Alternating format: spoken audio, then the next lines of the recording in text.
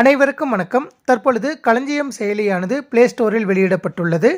இந்த செயலியை பயன்படுத்தி அரசு ஊழியர்கள் மற்றும் ஆசிரியர்கள் தங்களுடைய பேஸ்லிப் டவுன்லோட் செய்தல் உள்ளிட்ட அனைத்து ஐஎஃப்எச்ஆர்எம் சார்ந்த விவரங்களையும் எவ்வாறு செயலி வழியாகவே பெறுவது என்பது குறித்து இந்த வீடியோவில் பார்க்கலாம். அதற்கு உங்களது மொபைலில் பிளே ஸ்டோர் ஓப்பன் பண்ணிக்கோங்க. ஓப்பன் பண்ணிவிட்டு சர்ச் பாக்ஸில் களஞ்சியம் அப்படின்னு டைப் பண்ணிவிட்டு சர்ச் பட்டனை ப்ரெஸ் பண்ணுங்கள். உங்களுக்கு ஃபஸ்ட் லிங்க்கே களஞ்சியம் அப்படின்னு வந்துட்டு ஐஎஃப்எச்ஆர்எம்எஸ் களஞ்சியம் அப்படின்னு வந்திருக்கும்.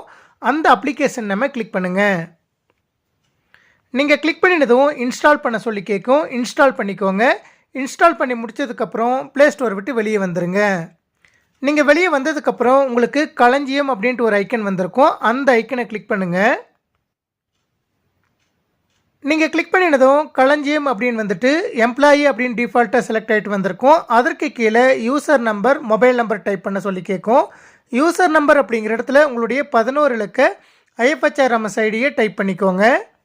டைப் பண்ணி முடிச்சதுக்கப்புறம் அந்த பாக்ஸை விட்டு வெளியே ப்ரெஸ் பண்ணினதுமே உங்களுடைய மொபைல் நம்பர் ஆட்டோமேட்டிக்காக கீழே டைப் ஆகிட்டு வந்திருக்கும். அதன் பிறகு சைன்இன் அப்படிங்கிற ப்ளூ கலர் பட்டனை கிளிக் பண்ணுங்கள்.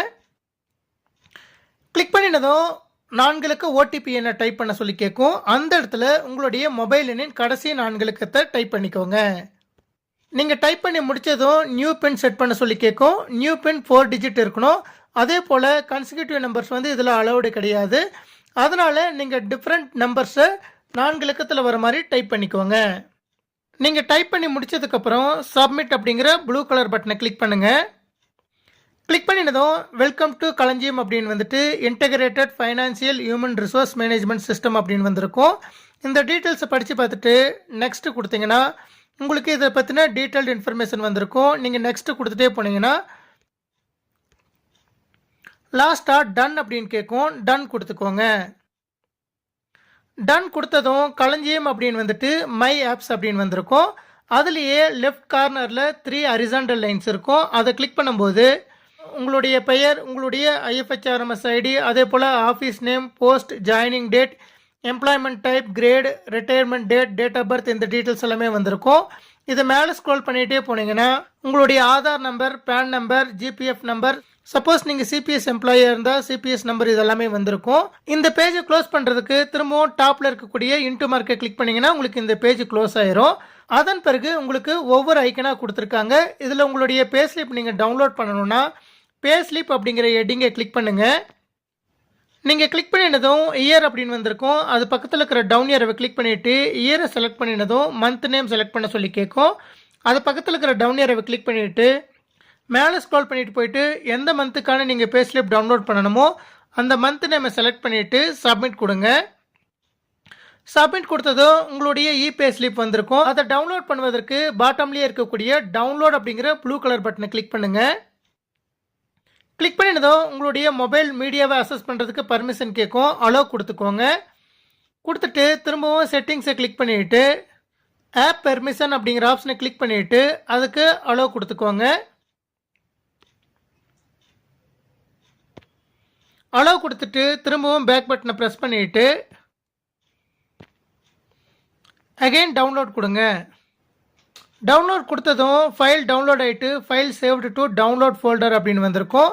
அதில் நீங்கள் வியூ பண்ணி பார்ப்பதற்கு மேலேருந்து ஸ்வைப் பண்ணிங்கன்னா டவுன்லோட் ஆகிருக்கக்கூடிய அந்த பேஸ்லிப் வந்திருக்கும். அந்த நம்பர் மேலே கிளிக் பண்ணும்போது உங்களுக்கான பேஸ்லிப் ஓப்பன் ஆகும். அதில் பேஸ்லிப் அப்படிங்கிற ஹெட்டிங்கை கிளிக் பண்ணுங்கள்.